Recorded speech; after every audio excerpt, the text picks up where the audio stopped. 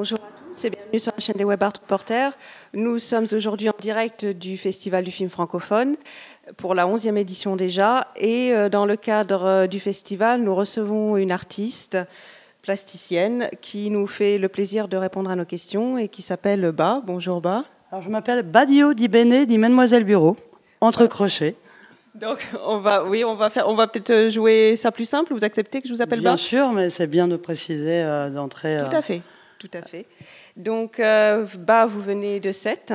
Oui. Vous faites aujourd'hui un hommage aux années VHS grâce à une collecte de cassettes vidéo que vous avez collectées, vous nous avez dit, à Sète et à Angoulême. Oui, les Angoumoisins avaient plein de cassettes chez eux, beaucoup plus que les Sétois.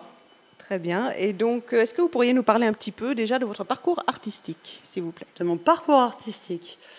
Eh bien, en fait, je suis autodidacte et c'est en vivant à Barcelone, avec la vie culturelle barcelonaise, que j'ai eu et le désir et des opportunités de créer pour la première fois, d'avoir des lieux d'exposition. Alors, c'était plus des jeux avec des photos, dans des bars. En fait, prenant la photo comme support, je la détournais.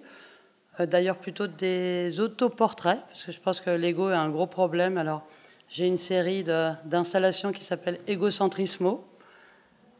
Voilà. Après, quand j'ai quitté Barcelone, j'ai fait une pause. Et puis, à un moment donné, j'ai intégré un lieu qui s'appelle le KS, à Ris-Orangis, qui était à l'époque un squat artistique allant vers la friche artistique. Et du coup, là, j'avais un grand atelier. Et du coup, je me suis mis à l'installation monumentale. Et en fait, c'est mon dada. Voilà, j'aime ce qui est grand. Et en fait, autant qu'artiste, je me vis plutôt comme citoyenne. Et du coup, j'utilise l'art pour permettre une réflexion sur notre époque. Voilà. Très bien, je vous remercie. Je crois savoir, quand on avait préparé cette interview, que vous m'aviez dit que vous aviez déjà fait des labyrinthes, justement. Oui, c'est mon troisième labyrinthe. Voilà. Alors, pourquoi faire... Est-ce que c'est le premier labyrinthe en VHS ? C'est le premier labyrinthe en VHS. D'accord. Et pourquoi la VHS, justement ? Êtes-vous nostalgique de cette période VHS ? Alors, j'ai finalement assez peu connu la VHS. Mais disons que mon oncle Dominique Besnehard, pour le coup, à un repas de Noël, évoquait son désir de voir sa collection devenir quelque chose, mais quitter sa cave. Et moi, j'avais déjà travaillé avec la VHS, mais en tant que petit rebut de nos vies quotidiennes. Parce qu'en fait, je travaille beaucoup avec des petits rebuts de nos vies quotidiennes, parce qu'en fait, ils permettent de penser l'époque. Parce qu'en fait, on est envahi de choses qui finissent à la poubelle, à la déchetterie. Donc, si je comprends bien, vous aviez déjà utilisé la VHS, mais en la détournant pour d'autres usages. Voilà. En fait, j'avais déjà fait un mur en VHS, et quand j'ai entendu mon oncle parler à son frère et dire « Oh, qu'est-ce que je ferais que puis-je faire de ma collection de VHS ? Est-ce qu'elle pourrait intéresser quelqu'un ? Et là, je lui ai dit « Mais oui, elle m'intéresse !» Et du coup, j'ai travaillé un projet. Et le labyrinthe, j'avais fait un mur non portant. J'avais en fait couvert un mur de VHS, mais ça m'avait vachement plu visuellement. Est-ce que vous avez un message particulier à faire passer justement au travers de votre œuvre ? Qu'il faut vraiment qu'on pense aux petites choses qui nous entourent, que recycler c'est pas mal. Et qu'en fait, qu'on change rapidement de support. Mais qu'est-ce qu'on fait des anciens supports ? Parce que la VHS, c'est quand même le premier support qui a permis du transport d'images. Ça a été en 1976 une révolution totale. C'est vrai. Et maintenant, on n'a plus du tout idée. Avant, il y avait la télé ou le ciné. Donc, si on voulait partager avec des amis, revoir plusieurs fois un film...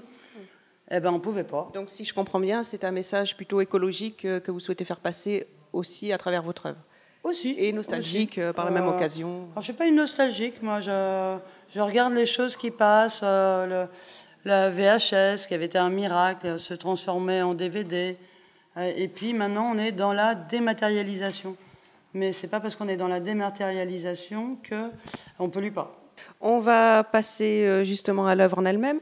On voit que c'est quand même une œuvre assez importante.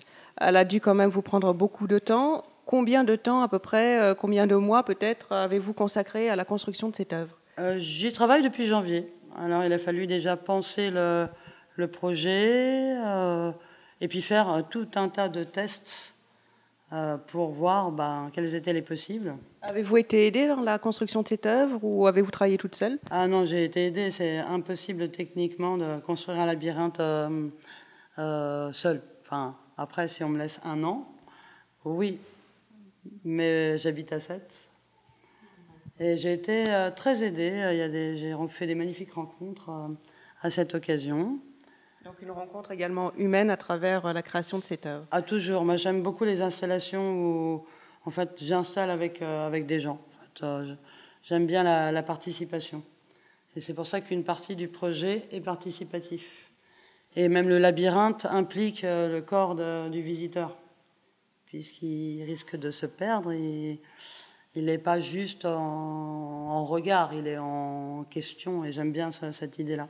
Donc, vous êtes artiste. Est-ce que, selon vous, c'est possible en France, actuellement, de vivre uniquement de son art? Est-ce que vous, par exemple, vous arrivez à vivre uniquement de votre art? C'est sans revenu universel, l'artiste n'a peu de chance. J'écoutais la radio où quelqu'un qui était bien en place disait que, en fait, lui, ça allait, mais que la majorité des gens qui côtoyaient n'arrivaient pas à en vivre.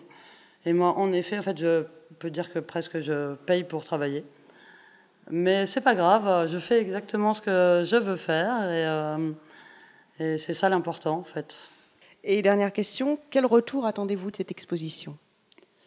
Que les gens soient heureux de découvrir mon travail, de ce qu'ils se prennent au jeu de la proposition participative Fantaisie VHS, qui nous fasse plein de petits haïkus partout, qui ne courent pas dans le labyrinthe mais s'amusent beaucoup, qui puissent découvrir pour les amis de Dominique Besnehard, parce qu'on est quand même en terre angoumoisine ici, puissent s'émerveiller devant le petit bout de collection de Dominique. C'est petit quand même. Sa collection, là, je crois qu'il a gardé toutes les choses qu'il ne pouvait pas conserver. Du coup... Très bien. Écoutez, on vous remercie.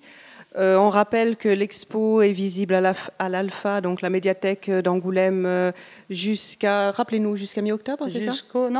Jusqu'au dernier jour de septembre. Dernier jour de septembre. Parce que je commence à démonter le 1er octobre. Très bien.